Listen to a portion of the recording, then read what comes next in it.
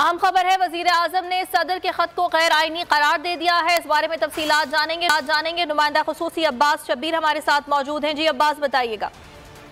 देखिए, रात को भी कैबिनेट की मीटिंग के बाद वजीर आजम पाकिस्तान शहबाज शरीफ ने इस चीज़ का इजहार किया था कि जो सदर ने हरकत की है वो गैर आईनी हरकत की, और उसके बाद भी जो इनफॉर्मल वफाकी वज़रा से अपनी कैबिनेट के अरकान से मशावरत की थी, जिसमें इस खत के हवाले से बातचीत की गई थी, रात गए और कहा गया था कि इस खत का भरपूर तरीके से जवाब दिया जाएगा। और आज जो मशावरती इजलास हुआ है उसमें ये कहा है शहबाज शरीफ ने कि सदर गैर आईनी कामों से बाज रहे। सदर को इलेक्शन कमीशन का जो खत है वो गैर आईनी है।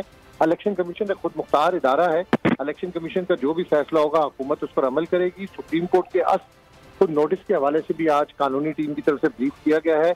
ऑलरेडी इनफॉर्मल मीटिंग में जो तहफ़्फ़ुज़ात का इजहार किया गया था, आज उस मीटिंग में भी उन चीज़ों का इजहार किया गया है, जिसमें जस्टिस इजाजुल हसन और जस्टिस मज़ाहिर नकवी को नून लीग से मुतालिक केसेस से अलग होना चाहिए। ये इजलास में आज मुतालबा किया गया है तमाम शुरा की तरफ से, और कहा है कि तहरीक इंसाफ की जो बराए नाम जेल भरो तहरीक है वो नाकाम हो चुकी है। रात को ही ये कहा गया था कि इस बारे में अपडेट करने के लिए बहुत शुक्रिया आपका।